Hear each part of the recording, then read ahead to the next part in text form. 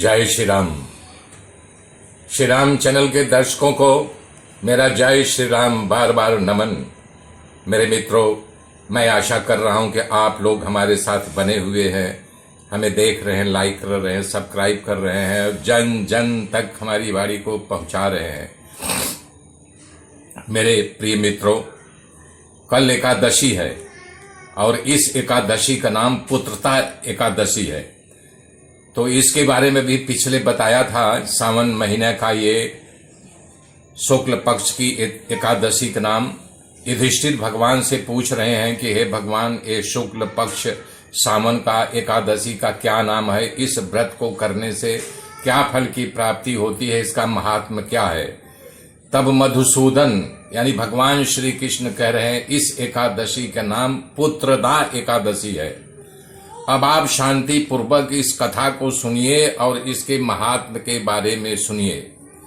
कह रहे हैं द्वापर युग के आरंभ में महिष्मती नामक नगरी में एक नगरी थी जिसका नाम महिष्मती था और महिजीत नामक राजा वहां राज्य करते थे। वो बहुत ही धर्म का आचरण करने वाले थे, सुखपूर्वक राज्य करते थे, परोपकारी थे, लेकिन उनके पास कोई पुत्र नहीं था।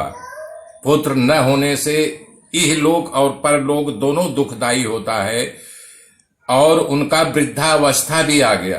वृद्धावस्था आ जाने के कारण उन्होंने बहुत दुखी स्वर में अपने प्रतिनिधियों को, मंत्रियों को बुला करके कहने लगे कि हे प्रजाजनों, हमने इस जन्म में कोई पाप नहीं किया है, कोई दुष्कर्म नहीं किया है, खजाने में अन्याय से अर्जित धन को भी नहीं रखा है, ब्राह्मणों का और साधु संतों का मैंने धन नहीं छीना है और किसी का धरोहर भी हमने हरण नहीं किया है।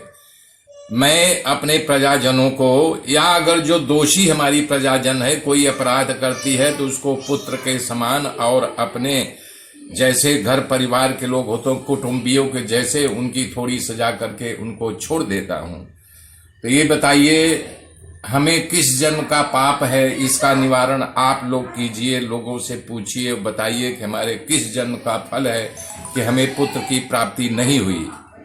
राजा महिजीत की इस बात को सुन करके सब लोग विचार में कर गए, उनके मंत्रीगण, उनके प्रजाजन सब लोग विचार में पड़ गए। तो बोले नहीं भाई, इसका निवारण करना चाहिए। तब लोग वन की ओर चले गए। वन की ओर इसलिए गए कि साधु संत जो है वन में ही रहते हैं। तो वहां ढूंढते ढूंढते विचार करते करते एक आश्रम में गए। उस आश्रम में एक वृद्ध संत बैठे हुए थे जिनका नाम लोमस ऋषि था। तो लोमस ऋषि देख करके लोग उनको प्रणाम किए, उनके पास गए। बोले महात्मन, आप लोग तो वर्तमान भूत भविष्य तीनों बातों को जानने वाले होते हैं। हम लोग महिष्मती राज्य से आए हुए हैं और राजा महिजीत बहुत दुखी है।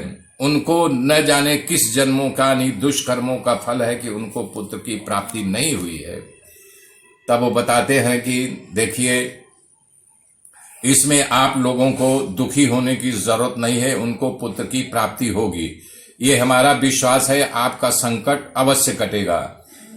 जो पुरुष दूसरों के हित के लिए कार्य करता है उसके पाप का क्षय अपने आप होता रहता है। वो नेत्र बंद करके सारा वृत्तांत देख लिए।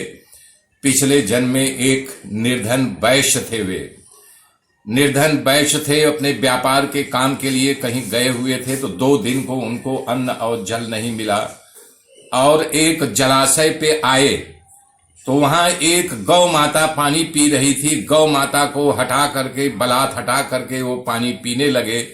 और उस दिन एकादशी का दिन भी था।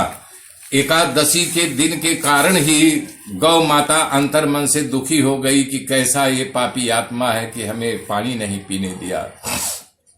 तब उसी जन्म का इनको ये फल मिला हुआ है कि उनको पुत्र का प्राप्ति नहीं हुई। लेकिन इस एकादशी के करने से राजन से कह देना कि श्रावण पक्ष की जो ये एकादशी आएगी, इसका नाम पुत्रदा एकादशी है। इस व्रत को करने से उनको निश्चित निश्चित निश्चित ही पुत्र की प्राप्ति होगी।